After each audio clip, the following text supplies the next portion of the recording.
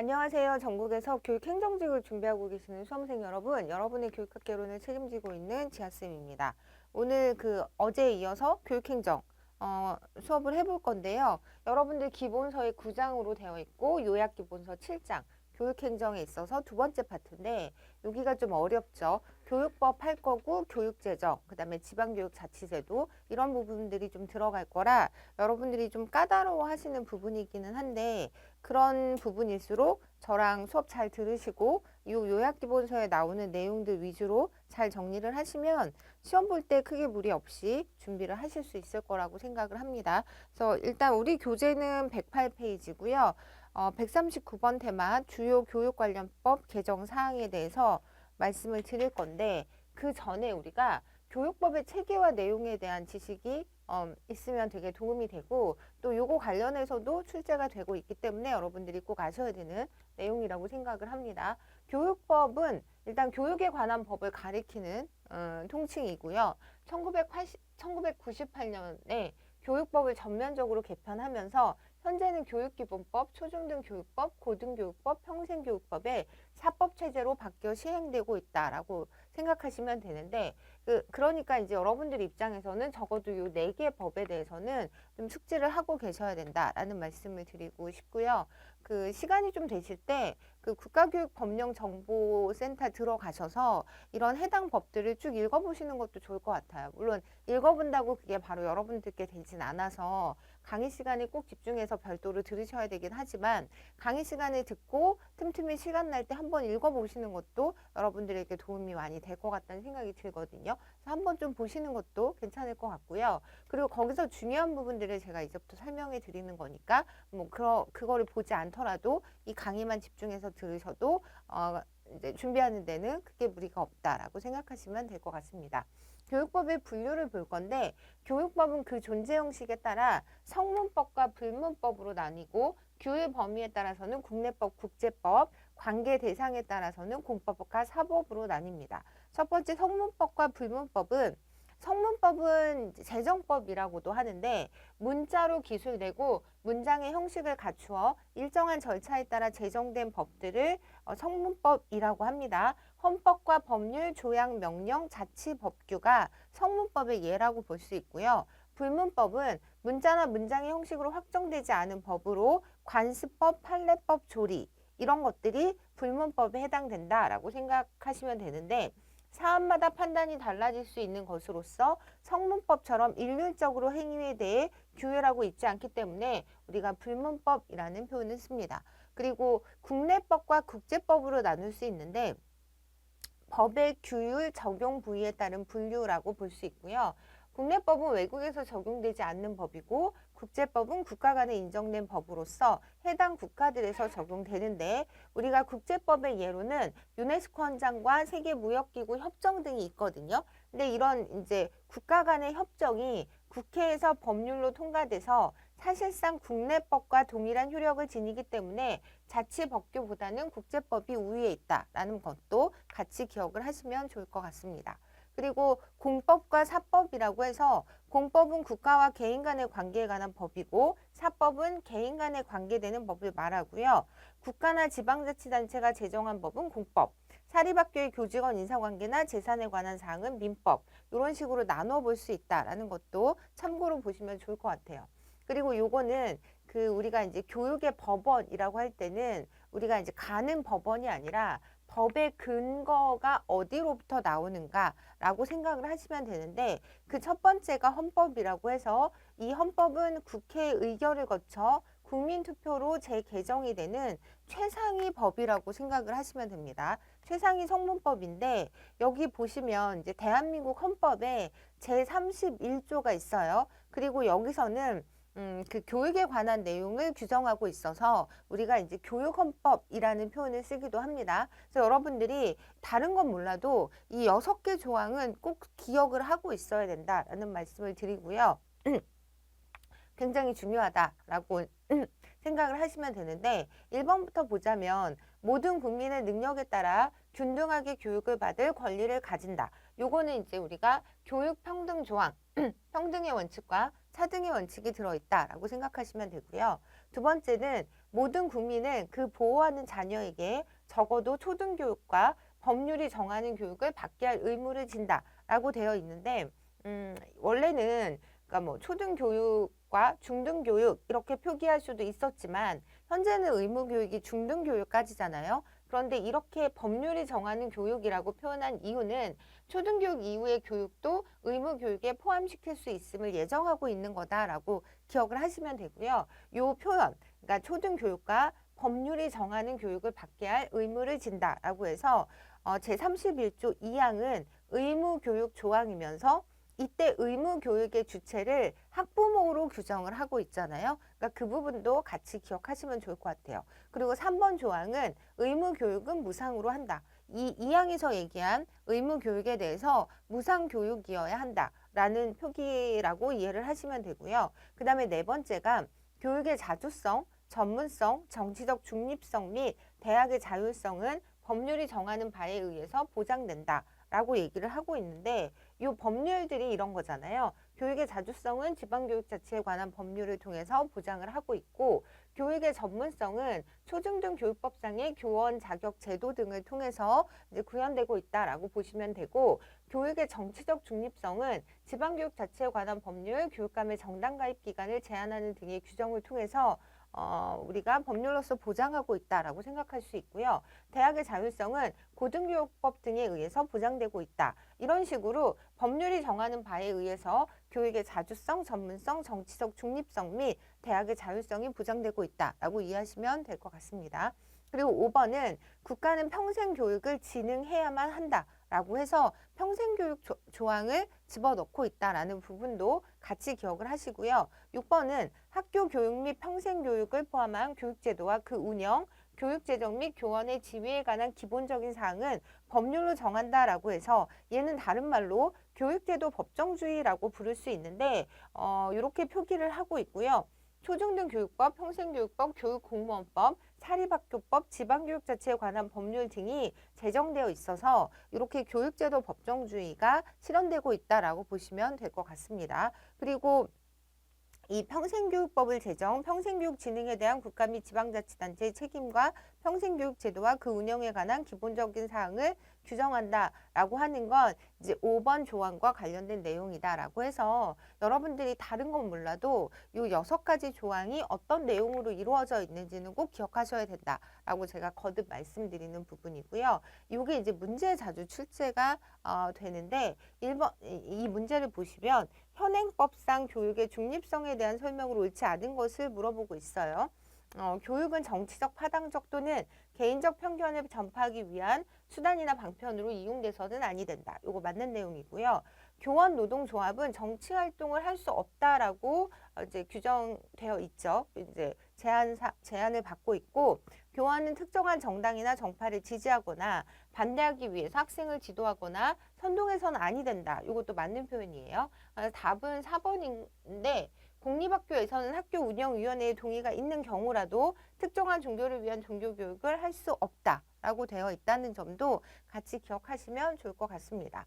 헌법 제31조에서 규정하고 있는 교육에 관한 내용으로 옳지 않은 것은 이라고 되어 있는데 일단 균등하게 교육받을 권리, 기회균등의 원리라고 되어 있었고 교육의 정치적 중립성, 그리고 교육제도의 법정주의까지는 다 우리가 살펴본 내용들이고요. 고등학교까지의 의무교육 무상화는 현재 중학교까지 의무교육으로 이루어지고 있고 그리고 이제 그 의무교육은 무상교육으로 한다라고 해서 2번 조항, 3번 조항을 기억하시면 되는데 어쨌든 얘는 답이 2번이었던 문제였습니다. 2024년 국가직 문제를 좀 보시면 교육과 관련해서 우리나라 헌법에 명문화되어 있지 않은 내용을 물어보고 있는데 국가는 평생교육 진흥해야 한다라는 표현 기억나시죠? 모든 국민은 능력에 따라 균등하게 교육을 받을 권리를 가진다라는 표현도 있었고 교육의 자주성, 전문성, 정치적 중립성 및 대학의 자율성은 법률이 정하는 바에 의해서 보장된다. 요거까지는 우리가 다 살펴본 내용인데 요 4번 내용은 그럴듯하게 보이긴 하지만 교육 헌법인 제31조, 헌법 제31조에는 표기된 내용이 아니다라고 정리를 하시면 될 것 같아요. 그래서 이렇게 문제가 나올 수 있어서 여러분들이 교육헌법, 그러니까 헌법 제31조 저희 책으로 보면 109쪽에 제가 정리해 드린 내용인데 109 쪽에 141번 테마 요거 꼭 기억하셔야 된다라는 말씀을 드리면서 이제 다 이어서 법률에 대해서 좀 살펴볼 건데, 법률은 입법부인 국회에서 정하는 법이고요. 교육기본법, 초중등교육법, 고등교육법, 평생교육법, 교육공무원법, 사립학교법, 지방교육 자체에 관한 법률 등이 있습니다.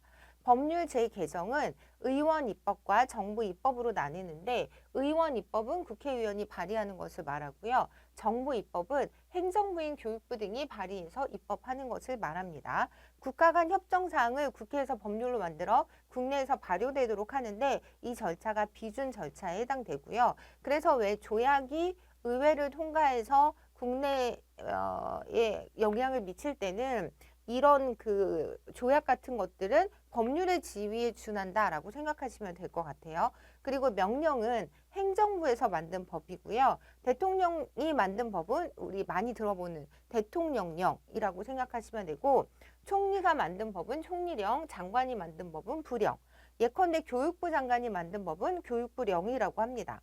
근데 이 대통령령의 명칭은 시행령, 시행규정 이렇게 표현되기도 하거든요. 그래서 우리 초중등 교육법이 있는데 초중등 교육법 시행령이 있잖아요. 그거는 엄밀히 따지면 이제 대통령령에 해당된다라고 생각을 하시면 될 것 같아요. 그리고 부령의 명칭은 시행규칙. 이제 보다 보면 초중등 교육법이 있고 초중등 교육법 시행령이 있고 초중등 교육법 시행규칙이 있잖아요. 이런 식으로 내려가는 게, 시행령은 대통령령이고 시행규칙 같은 경우는 부령에 해당된다라고 생각하시면 될 것 같아요. 그래서 여기 다시 한번 설명을 하자면, 초중등 교육법 시행령은 법률인 초중등 교육법에서 위임한 사항이나 그 시행에 필요한 사항을 규정하고 있고, 부령으로는 초중등 교육법 시행규칙이 있는데, 이 규칙은 초중등 교육법 및 같은 법 시행령에서 위임된 사항과 그 시행에 필요한 사항을 규정하고 있다라고 생각하시면 될 것 같아요.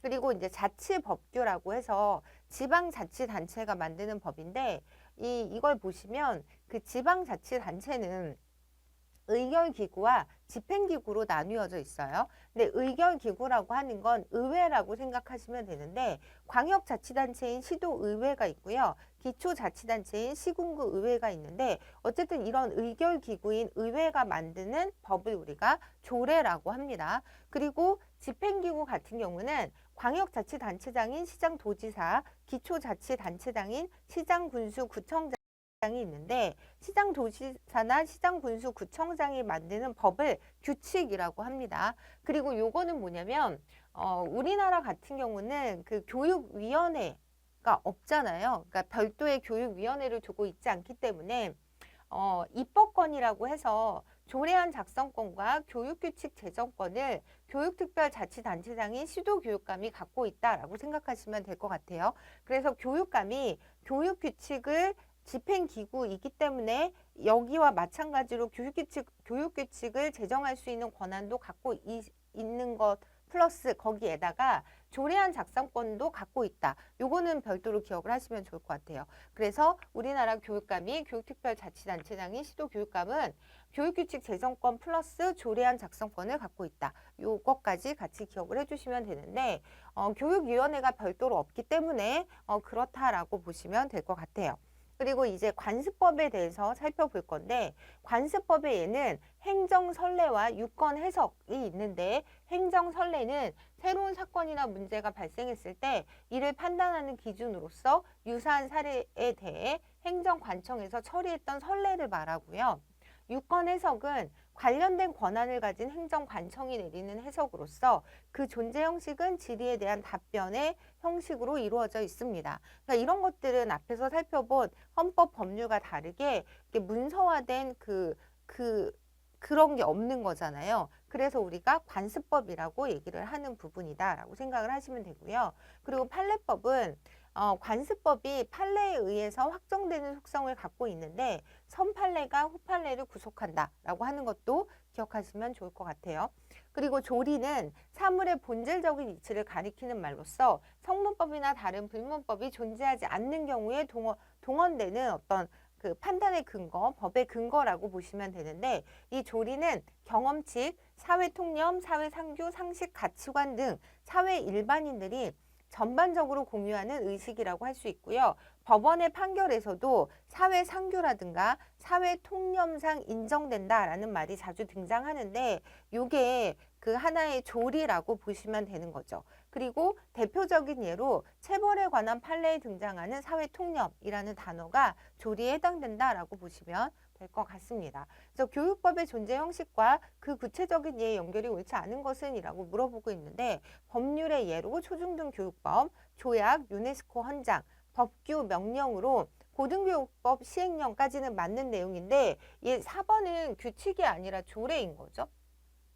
그래서 어렵지 않게 푸실 수 있었던 문제였다고 생각하고요. 그리고 이제 이것도 좀 중요한데 우리가 법 적용의 우선 원칙이라고 할 때는 관습법에 비해서 불문법에 비해서 성문법이 당연히 우선하겠죠. 그리고 국회에서 제정한 법률이 행정부의 명령보다 우선한다. 그리고 법률보다 헌법이 우선한다. 라고 해서 상위법 우선의 원칙이 있습니다. 그리고 새로 제정된 법이 이전에 만들어진 국법보다 우선한다 라고 해서 번호로 치면 후번이 선번보다 우선이다 라고 하는 같은 내용이에요. 이거 이해하시면 좋을 것 같고요.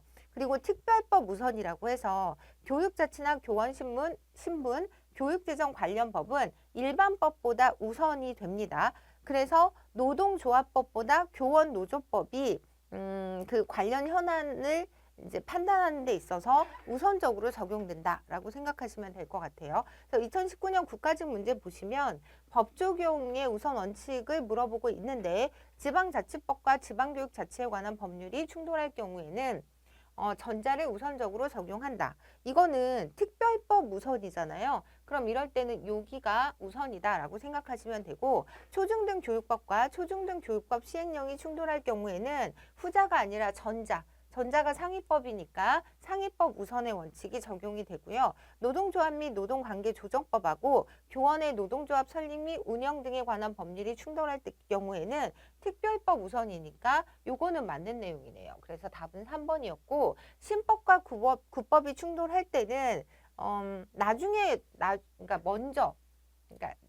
먼저가 아니라 신법은 새로 생긴 법이잖아요. 그래서 나중에 제정된 법을 우선적으로 적용한다. 그래서 번호로 치면 후번을 우선적으로 적용한다라고 하는 부분을 헷갈리지 않게 잘 정리해 두시면 좋을 것 같아요. 이건 뭐냐면 대한민국 헌법의 교육 관련 조문 변천 사항에 대해서 제가 정리해서 보여드리는 건데 그 시기별로 헌법 조항에 있어서 변화가 좀 있었거든요. 그리고 얘가 예전에 한번 문제에 출제된 적이 있어서 제가 좀 정리를 해드리는 건데 48년도에 제16조를 보시면 모든 국민은 균등하게 교육을 받을 권리가 있고 적어도 초등교육은 의무적이며 무상으로 한다. 모든 교육기관은 국가의 감독을 받으며 교육제도는 법률로서 정한다라고 해서 지금 아까 전에 제가 봤던 이 제31조라고 하는 것들을 굉장히 축약해서 두 줄로 정리를 하고 있잖아요. 물론 이제 여기에 나와 있는 자주성, 전문성,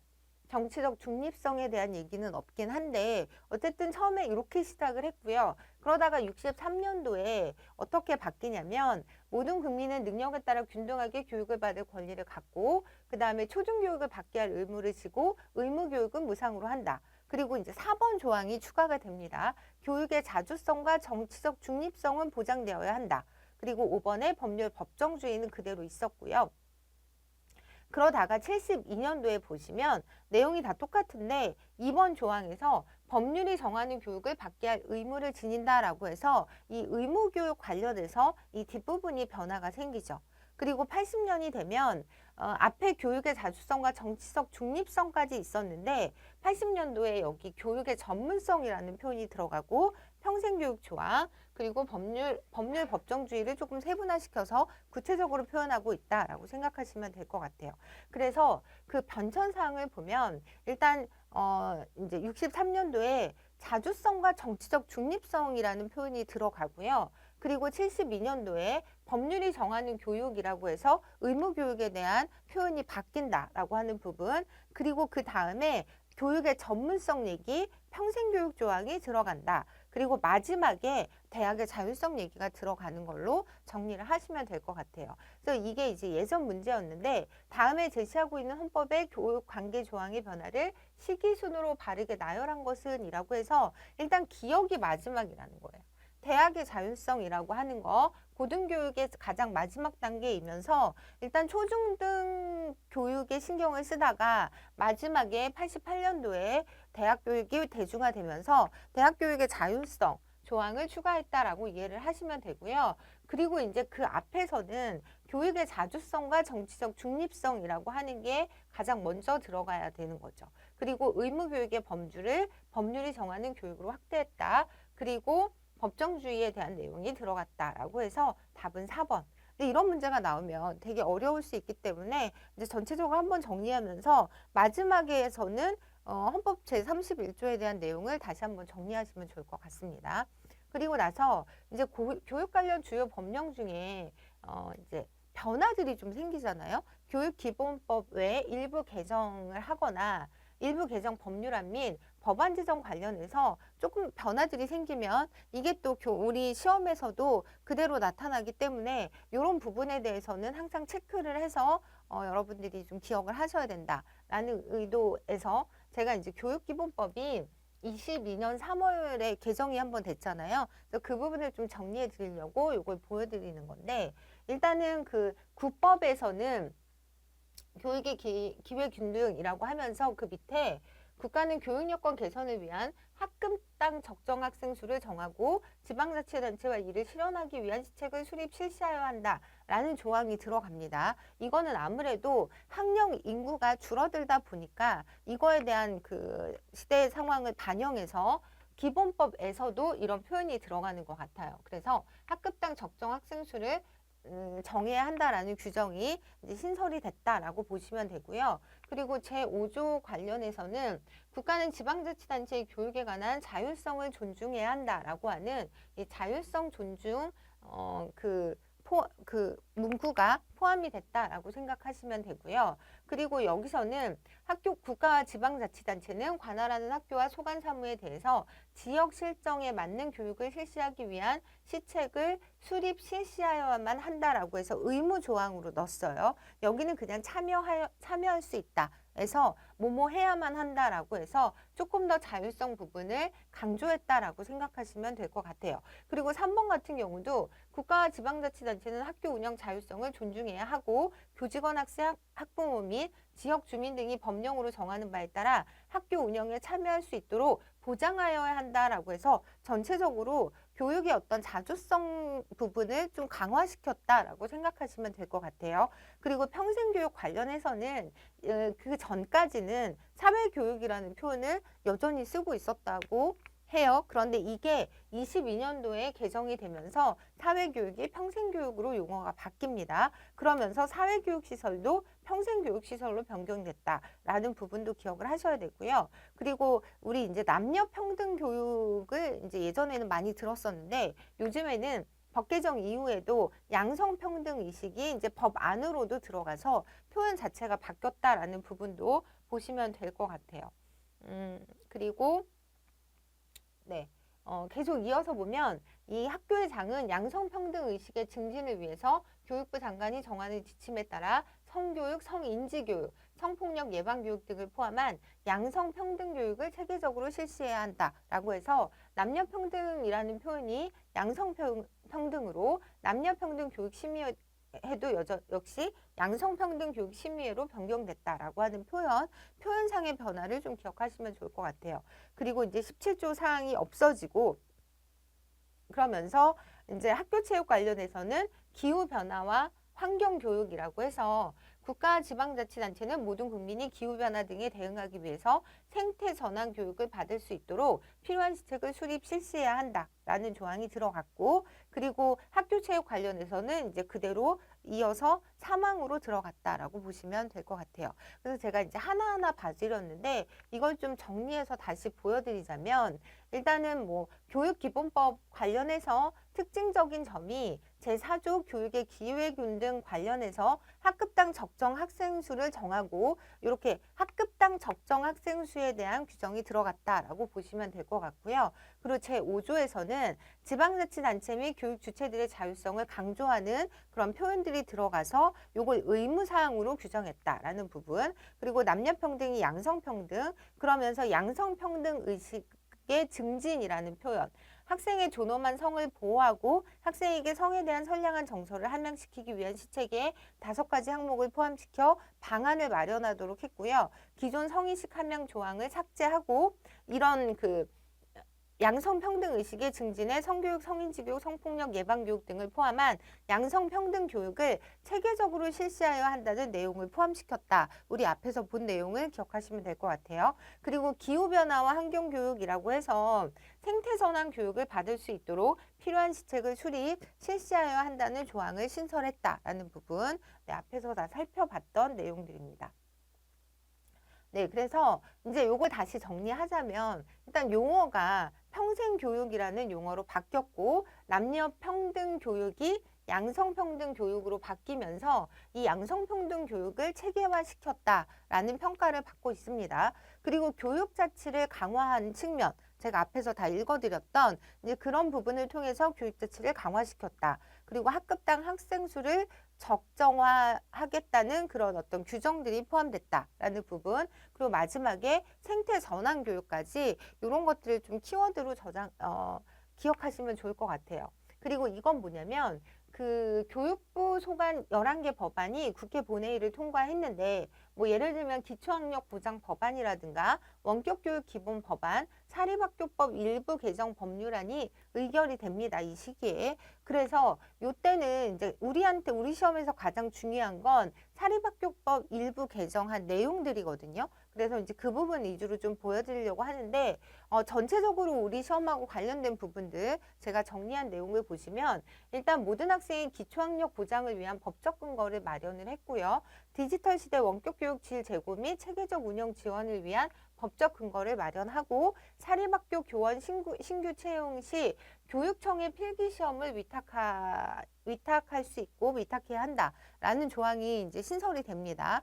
그리고 임원의 책무성 확보를 위해 결격기간 연장 및 당연퇴직 근거를 마련하고 관할청이 사립학교 사무직원에 대해 징계를 요구할 수 있도록 해서 지도 감독의 실효성을 제고를 했습니다. 그래서 요거 당연직 퇴직 근거 마련은 뭐냐면 임원과 친족 관계에 있는 교직원을 교육부 장관이 정하는 바에 따라 공개하도록 하고 인사 채용의 투명성을 제고를 시킵니다. 그래서 전체적으로 보면 사립학교를 좀 관리 규제하겠다라는 의도가 좀 들어있는 법안들이다라고 보시면 되고요. 그러면서 사립학교 학교 운영위원회를 심의기구화를 시키죠. 그러니까 그동안에 자문기구여서 사실 크게 권한이 없었던 사립학교 학교 운영위를 심의기구화로 바꾸면서 학교의 예산안 및 결산을 학교 운영위원회의 심의사항으로 하되 학교 헌장과 학칙의 제정 또는 개정만 자문사항으로 유지를 시킵니다. 이 사립학교는 각각의 이념, 자신들의 어떤 이념들을 바탕으로 해서 이제 만들어진 학교다 보니까 학교 헌장, 학칙의 제정 또는 개정까지는 학교 운영위원회에 있어서 자문사항으로 유지를 하고 존중을 해주되 그 외 나머지 모든 경우에 있어서는 심의기구 형태로 바꿔놓은 거죠. 이거 역시 사립학교에 대한 규제를 좀 하겠다라는 의도로 여러분들이 이해하시면 될 것 같아요. 그리고 맞춤형 교육과정 구현을 위한 고교학점제 운영 근거를 마련했고요. 사회통합 전형 근거 마련을 통한 형평성 있는 고등교육 기회 제공, 학교 안전공제 가입 대상의 대학 추가 및 감독료와 부대 경비 지급 확대, 학교보건법 일부 개정으로 학생의 신체 정신건강 지원을 위해 교육부 장관은 5년마다 기본 계획을 수립하고 이에 따른 시행계획을 매년 수립 시행해서 학생의 신체 정신건강 관리를 강화한다는 조항도 신설을 합니다. 그래서 이런 변화들이 있었다라고 보시면 되고요. 그리고 얘는 뭐냐면 23년도에 있었던 서희초 교사 사건을 계기로 교권보호사법이라고 해서 이거는 23년 9월 27일 날 일부 개정을 하고 바로 이제 적용이 된 경우도 있고 그 다음 해까지 이어서 이제 시행된 경우가 있는데 어쨌든 여러분들이 이 교권보호사법이라고 해서 교원지휘법, 초중등교육법, 교육기본법 요거는 꼭 기억을 하셔야 돼요. 유아교육법은 뭐 우리 시험하고는 상관이 없기 때문에 그 부분은 기억을 안 하시더라도 얘도 꼭 기억을 하셔야 되는데 이제 그 개정안 세부 내용을 보시면 교원지휘법이라고 해서 교원의 지위 향상 및 교육활동 보호를 위한 특별법이 이제 마련이 됐는데 개정안에는 교육활동 침해 행위 유형을 공무집행 방해, 무고죄를 포함한 악성 민원까지 확대를 시킵니다. 그래서 교원이 아동학대 범죄로 신고된 경우 정당한 사유가 없는 한 직위 해제를 금지하고 관련 조사 수사 시 교육감 의견 제출을 의무화시키고 교육감이 교원을 각종 소송으로부터 보호하고 학교 안전공제 등의 위탁, 교권보호위원회를 각급 학교에서 교육지원청으로 이관을 시켰고요. 가해자와 피해 교원을 즉시 분리하고 학교장의 교육활동 침해 행위를 축소, 은폐를 금지하는 등의 내용이 담겨 있는 이제 교원지휘법 이라고 하는 교원지휘법 개정안 이것들에 대해서 여러분들이 세부 내용도 좀 기억을 하셔야 돼요. 이 부분은 꼭 기억하시라고 제가 정리를 해드린 거고 그리고 두 번째 보시면 초중등교육법 개정안에 교원의 정당한 학생생활 지도를 아동학대 행위로 보지 않도록 하고 보호자에 의한 교직원 또는 다른 학생의 인권 침해 행위를 금지를 시킵니다. 학교 민원은 교장이 책임지도록 했어요. 그러니까 이런 규정이 초중등교육법 개정안에 포함이 됐고요. 교육기본법 개정안을 보시면 부모 등 보호자가 학교의 정당한 교육활동에 협조하고 존중할 의무를 명확하게 규정했다라고 보시면 돼요. 그런데 이제 마지막까지 그 교권 침해 행위의 생활기록부 기재, 아동학대 사례 판단위원회 설치 등이 이제 계속 건의가 됐었는데 국회 교육위원회 심사 과정에서 이 두 가지는 빠졌다라고 해서 요거는 문제 만들기 좀 편할 것 같아서 여러분들이 같이 기억을 하셔야 되는데 교권보호사법의 개정안 세부 내용이 아닌 것으로 교권 침해 행위의 생활기록부 기재, 아동학대 사례 판단위원회 설치 등이 실제로 이루어지지 않았다라고 하는 걸 같이 기억하시면 좋을 것 같아요. 그래서 이 부분이 좀 어려워서 제가 이제 사진으로 좀 보여드리려고 하는데 일단 유아교육법은 우리랑 상관없으니까 제외를 시키고 교원지휘법 관련해서 아까 봤던 내용인데 개정 내용을 보시면 교원이 아동학대 범죄로 신고된 경우에 정당한 사유 없이 직위 해제를 금지시킨다. 직위 해제 처분이 불가하다라는 조항이 들어갔고요. 목적이 정당하지 아니한 민원을 반복적으로 제기하는 행위 등을 교육활동 침해 행위로 간주하겠다라는 내용이 들어갑니다. 교육활동 침해 행위를 한 보호자 등에 대해 특별교육, 심리치료 등의 조치를 취할 수 있고 학교장의 교육활동 침해 행위를 축소, 은폐 그러니까 학교장이 교육활동 침해 행위 축소, 은폐를 하지 못하도록 이걸 금지시켰다라고 보시면 될 것 같아요. 그래서 여기 내용 보시면 이 정당한 사유 없이 미이행한 보호자 등에 대해서는 과태료를 부과한다. 라고 되어 있는데 여기 교육 심리치료 등을 받지 않는 경우에 과태료를 부과한다. 그리고 그 축소 은폐 금지 관련해서 학교의 장 또는 소속 교원이 침해 행위 발생 경과 및 결과를 보고하면서 그 사실을 축소 은폐 시도한 경우에 교육감이 징계위원회에 징계 의결을 요구하도록 한다라는 조항이 들어간 거죠. 그리고 초중등교육법 개정 내용을 보시면 보호자에게 교원의 교육활동에 협력할 의무를 부여하고요. 학교장에게 민원 처리 의무를 부과합니다. 교원의 정당한 학생생활 지도는 아동복지법에 따라 보호를 하고 교원의 개인정보를 보호하는데 이 개인정보 보호라고 하는 건 교원의 개인정보를 이제 학부모에게 알려주지 않아야 한다는 거죠. 그리고 이걸 이제 개인정보가 보호될 수 있도록 학교와 학교의 장에게 적절한 조치를 이행할 의무를 부과하고 있다라고 보시면 될 것 같아요. 그리고 요거는 이제 교육기본법 관련해서 개정 내용인데 거기에 보면 이전에는 학생은 학습자로서의 윤리의식을 확립하고 학교의 규칙을 준수하여야 하며 라고 되어 있는 표현을 학생은 학습자로서의 윤리의식을 확립하고 학교의 규칙을 준수하여야 하며가 아니라 지켜야 하며 이렇게 바뀌고요. 보호자에게 교원과 학교가 학생을 교육 및 지도할 수 있도록 협조하고 존중할 의무를 부과했다라고 하는 부분이 이제 그 교권보호사법의 일환으로 교원지휘법, 초중등교육법, 교육기본법의 개정 내용들이다. 요거는 제가 계속 반복적으로 좀 말씀을 드릴 거예요. 그래서 요게 좀 익숙해지면 좋을 것 같고 언제든지 시험에 나올 수 있는 부분이기 때문에 알고 계시면 좋을 것 같고 꼭 기억하셔야 되는 내용이라고 생각을 합니다. 그리고 나서 이제 우리는 교육 관련 주요 법령에 대해서 좀 알아볼 건데 이거 넘어가기 전에 여러분들 108쪽에 주요 교육 관련법 개정 사항 189 테마로 나와 있고요. 그리고 140 테마에 교육의 법원이라고 해서 성문법, 불문법 그리고 그다음 법 적용의 우선 원칙까지 제가 정리를 해드렸으니까 그거 한번 보시면 되고요. 그리고 141 테마에 교육법이라고 해서 헌법에 대해서 말씀을 드리고 그 다음에 교육기본법, 교육의 중립성 관련 법 조항까지 표현을 해드렸어요. 그리고 111페이지에 교육 관련 주요 법령 사항이라고 해서 142페이지를 지금부터 같이 좀 나가 볼 건데 첫 번째가 이제 초중등 교육법입니다. 여기서 이제 이거를 다 볼 수는 없으니까 기존에 출제됐던 부분들을 중심으로 해서 이제 앞으로 나올 수 있는 내용들을 제가 추려서 여러분들한테 보여드리는 거거든요.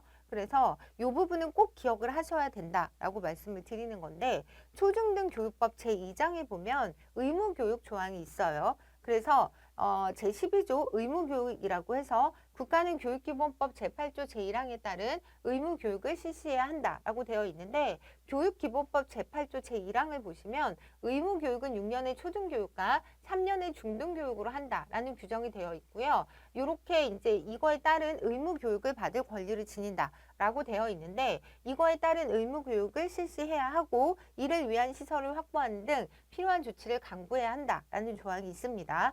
그리고 4번 조항을 보시면 공립학교의 설립자 경영자와 제3항에 따라 의무교육 대상자의 교육을 위탁받은 사립학교의 설립자 경영자는 의무교육을 받는 사람으로부터 수업료를 받을 수 없다라고 해서 의무교육, 무상교육이라고 하는 우리가 앞에 살펴본 내용을 여기서 이제 다시 한번 얘기하고 있다라고 보시면 될 것 같아요. 그리고 현재 고등학교는 의무교육 단계는 아니에요. 그런데 전학년 무상교육으로 이루어지고 있다라는 것도 기억을 하셔야 되고요. 그렇기 때문에 입학금, 수업료, 학교 운영 지원비, 교과용 도서 구입비에 대해서 국가 및 지방자치단체가 부담을 하고 학교의 설립자 경영자는 학생 보호자로부터 이를 받을 수 없다라고 하는 부분까지 기억하시면 좋아요.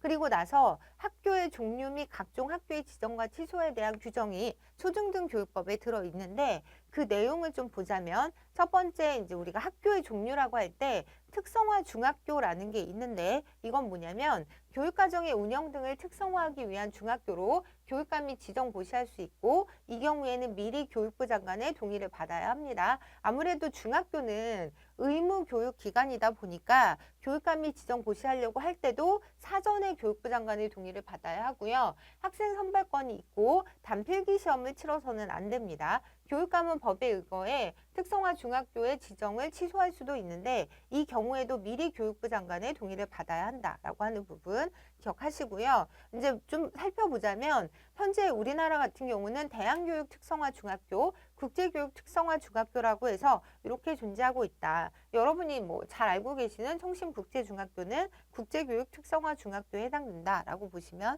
될 것 같습니다.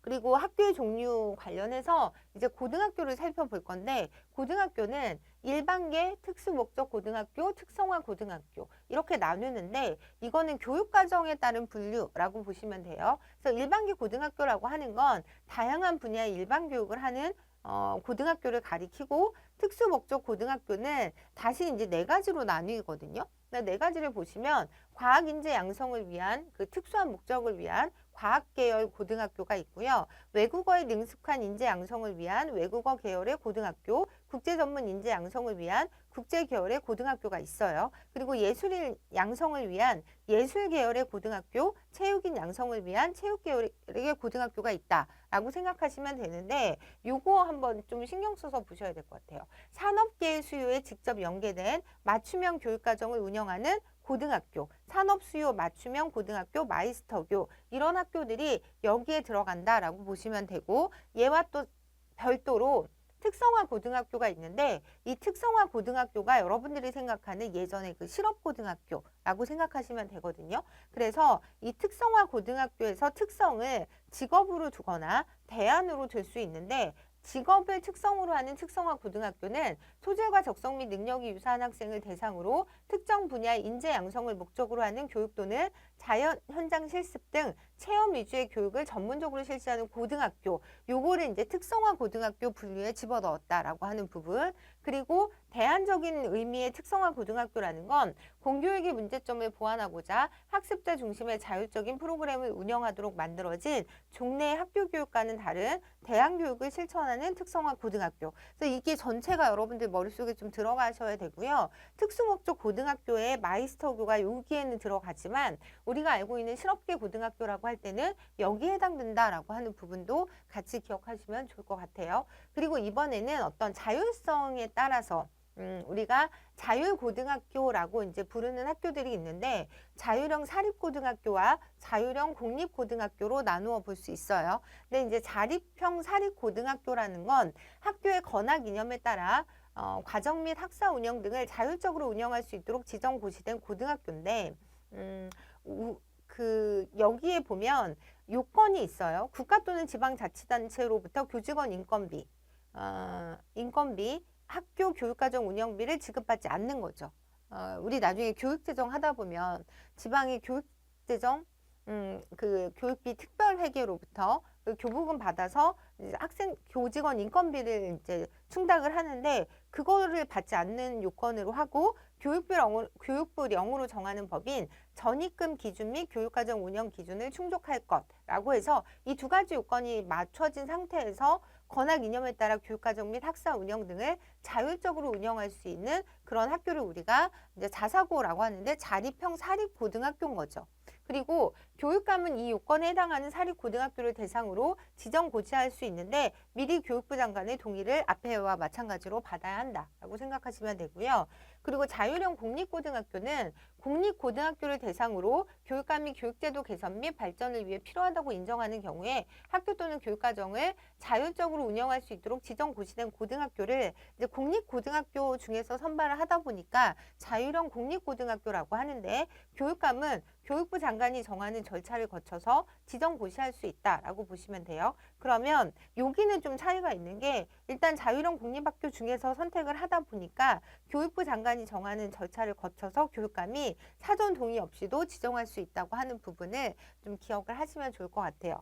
또 초중등 교육법 및 동법 시행령상 학교에 대한 설명으로 옳지 않은 것은 이라고 물어보고 있는데 여기서 보시면 자율고등학교라고 해서 자율형 사립학교, 자율형 공립학교가 있었지 별도로 자율학교는 없었잖아요. 그래서 얘는 답이 1번이고 그리고 2, 3, 4번은 맞는 내용이라 정리를 하셔야 되는데 교육감이 특성화 중학교를 지정 고시하고자 하는 경우에는 미리 교육부 장관의 동의를 받아야 했죠. 그리고 교육감이 특성화 중학교의 지정을 취소하는 경우에도 미리 교육부 장관의 동의를 받아야 했고요. 외국어 계열의 특수목적 고등학교를 지정 고시하고자 하는 경우에도 미리 교육부 장관의 동의를 받았다. 근데 이제 자율형 공립학교인 경우에만 그 대통령령이 정하는 그러니까 미리 정해진 절차에 따라서 교육감이 지정할 수 있다라고 하는 부분이 차이가 있었다라고 보시면 될 것 같고 그 초중등 교육법 시행령 제76조 3에 보면 고등학교를 이렇게 구분하고 있죠. 자율고등학교라고 해서 자율형 사립고등학교, 자율형 공립고등학교 이렇게 두 개로 나누고 있다라는 생각을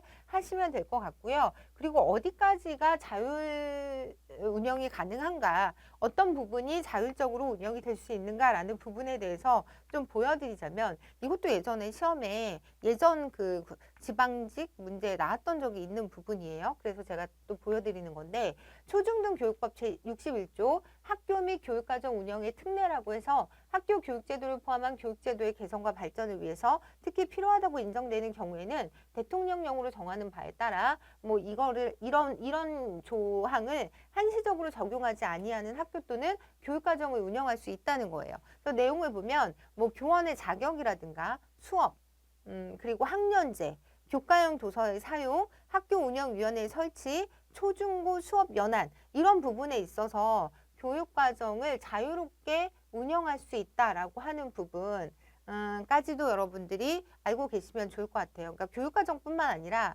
저런 이제 교장과 교감 자격이라든가 그다음에 수업의 시기 그리고 학년제, 교과형 도서 그다음에 이런 모든 것들을 좀 자율적으로 운영할 수 있구나라는 것도 알아두시면 좋을 것 같아요.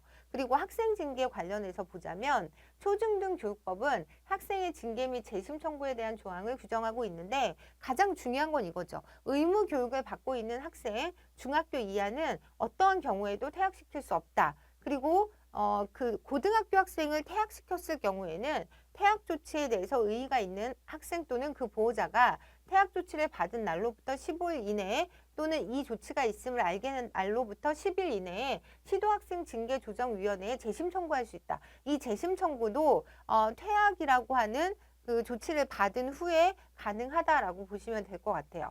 그리고 이제 초중등교육법 다음에 학교폭력 예방 및 대책에 관한 법률을 좀 보자면 거기에서 이제 교육감의 임무라고 되어 있는데 이것도 최근에도 시험에 출제가 됐었잖아요. 그래서 얘도 좀 중요한데 좀 꼼꼼히 살펴보셔야 된다라고 생각을 합니다. 그래서 첫 번째 내용을 보시면 교육감은 시도교육청에 학교폭력의 예방과 대책을 담당하는 전담 부서를 설치 운영해야 해요. 이거 의무사항이고요. 그리고 제12조에 따른 심의위원회가 처리한 학교폭력 빈도를 학교의 장에 대한 업무 수행 평가에 부정적 자료로 사용돼서는 안 된다. 그러면 이제 아무래도 축소 은폐시킬 가능성이 좀 있다 보니까 이러면 안 된다라고 이제 표기를 하고 있고요. 그리고 교육감은 학교폭력의 실태를 파악하고 학교폭력에 대한 효율적인 예방 대책을 수립하기 위해서 학교폭력 실태 조사를 연 2회 이상 실시하고 그 결과를 공포해야 합니다. 그리고 교육부 장관, 교육감, 지역교육장, 학교의 장은 학교폭력과 관련한 개인정보 등을 경찰청장, 시도경찰청장, 관할 경찰서장 및 관계기관의 장에게 요청할 수 있어요. 그리고 이렇게 정보 제공을 요청받은 이 사람들은 그 특별한 사정이 없으면 그 요청을 따라야 한다라는 조항들이 있다고 기억을 하셔야 되고요. 초중등교육법 및 동법 시행령상 학생 징계의 종류 중 징계 처분을 받은 학생 또는 그 보호자가 시도학생 징계조정위원회에 재심을 청구할 수 있는 건 제가 아까 퇴학 처분이다 라고 말씀을 드렸잖아요. 이것도 기억을 하시고, 그리고 학교폭력 및 대책에 관한 법률에 대해서 물어보고 있는 문제인데 옳은 것은 이라고 되어 있어요. 그러면 학교폭력 가해 중학생의 경우에는 어떤 경우에도 퇴학 처분이 불가능하다. 그리고 학교의 장은 학교폭력과 관련한 개인정보 등을 이런 사람들에게 요청할 수 있죠. 있다라고 보시면 되고, 또 특별한 사유가 없는 한 따라야 한다라고 하는 부분까지 교육감은 학교폭력의 실태를 파악하고 학교폭력에 대한 효율적인 예방 대책을 수립하기 위해서 학교폭력 실태 조사를 연 2회 이상, 요거 아까 봤던 내용이에요. 그래서 얘가 맞는 답이었고, 그리고 교육감은 학교폭력 대책 자치위원회가 처리한 학교폭력 빈도를 학교장에 대한 업무 수행 평가에 부정적 자료로 사용하면 안 된다라는 것까지 꼭 기억하시고요. 그리고 23년 국가직에도 이 문제가 나왔는데 지금 옳지 않은 것은 물어보고 있고요. 학교 안뿐만 아니라 학교 밖에서 발생한 학생 간의 상해 폭행, 협박, 따돌림 등도 이 법의 적용 대상이 됩니다. 경미한 학교폭력 사건의 경우에 가해 학생 및 그 보호자가 개최를 원하지 않으면 이건 안 되는 거죠. 아무리 경미하다고 하더라도 가해 학생이 이걸 원한다고 학교 의장이 자체적으로 해결할 수 있는 게 아니라 경미한 경우에 피해 학생이 원하면 이런 것이 가능하다라는 것까지 기억하시면 좋을 것 같고요. 3, 4번은 맞는 내용이에요. 학교회장은 학교폭력의 예방 및 대책, 맞는 내용이 아니라 틀린 내용인데 학교회장은 학교폭력의 예방 및 대책 등을 위한 교직원 및 학부모에 대한 교육을 학기별로, 요거는 맞는 내용이에요. 그래서 학기별로 1회 이상 실시하여야 한다라고 해서 우리 아까 실태조사는 연 2회였잖아요. 근데 요것도 거의 같은 개념으로 보시면 되는데 교직원 및 학부모에 대한 교육을 학기별로 1회니까 얘도 마찬가지로 연 2회 이상이다라고 정리를 하시면 되고요. 피해 학생의 보호를 위한 조치에는 학내외 전문가에 의한 심리상담 및 조언, 일시 보호, 치료 및 치료를 위한 요양, 학급 교체 등이 있다라고 읽어보시면 될 것 같고, 얘는 옳지 않은 거였기 때문에 답은 2번이었는데 얘는 그렇게 어렵지 않았지만 이런 내용들이 또 나오면 충분히 어렵게 느껴질 수 있잖아요. 그래서 이 부분 잘 정리하시면 좋을 것 같습니다. 그래서 가해 학생에 대한 조치를 좀 더 살펴보자면 일단 아까 말씀드린 것처럼 의무교육 과정에 있는 가해 학생은 퇴학 처분이 안 된다라고 하는 부분, 그리고 심의위원회는 가해 학생이 특별교육을 이수할 경우에는 해당 학생의 보호자도 함께 교육을 받게 하여야 한다라는 부분, 교육장이 내린 조치에 대해서 의의가 있는 피해 학생 또는 그 보호자는 행정심판법에 따른 행정심판을 청구할 수 있어요. 아까 그 퇴학 처분 같은 경우에는 재심 청구가 가능했었는데 그 외에 다른 어떤 행정 조치, 그러니까 그 다른 조치라고 할 때는 우리가 행정심판을 청구할 수 있다라고 하는 부분을 좀 나눠서 기억을 하시면 좋을 것 같고요. 그리고 심의위원회는 학교폭력과 관련해서 분쟁이 있는 경우에는 그 분쟁을 조정할 수 있으며 제1항에 따른 분쟁의 조정 기한은 1개월을 넘지 못한다는 부분 읽어보시면 될 것 같아요. 그리고 이제 마지막으로 공교육 정상화 및 정상화 촉진 및 선행교육 규제 특별법을 좀 살펴볼 건데 요거는 이제 그 선행교육을 금지시키겠다라고 하는 거기 때문에 어떤 것이 예외적으로 또 적용이 될 수 있는지, 그러니까 어떤 거는 가능한지 뭐 이런 것들을 좀 기억하셔야 됩니다. 그래서 보시면 방과 후 학교 과정 또한 선행교육이 금지가 돼요. 그런데 만약에 학교의 휴업일 중 편성 운영되는 경우나 도시 저소득층 밀집학교 등에서 운영되는 경우 영재교육진흥법에 따른 영재교육기관의 영재교육, 초중등교육법 제27조 1항에 따른 조기 진급 또는 조기 졸업 대상자인 경우 체육예술교과, 기술가정교과, 실과, 제2외국어, 한문교양, 전문교과,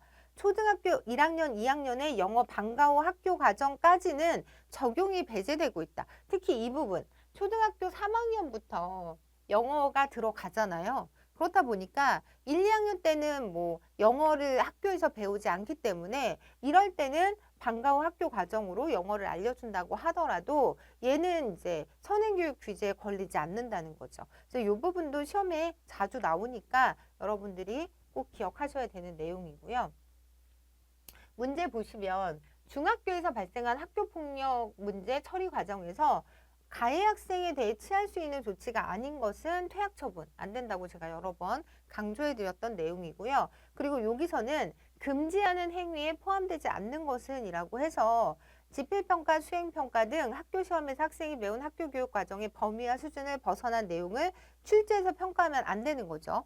그리고 각종 교내에 대해서 학생이 배운 학교 교육 과정의 범위와 수준을 벗어난 내용을 출제해서 평가하는 행위, 영재교육진흥법에 따른 영재교육기관에서 학교 교육과정의 범위와 수준을 벗어난 내용으로 영재교육을 실시하는 경우에는 상관이 없다라고 되어 있었잖아요. 그래서 나머지는 금지하는 행위에 포함된다라고 보시면 될 것 같습니다. 그래서 여기까지 일단 교육 관련 주요 법령사항에 대해서 말씀을 드렸는데 내용이 좀 어렵다 보니까 111페이지에 나와 있는 그 부분을 보시면서 제가 중요하게 표시된 내용들을 꼭 정리하시고 넘어가셔야 되고요. 잠깐 쉬었다가 이어서 진행하도록 하겠습니다.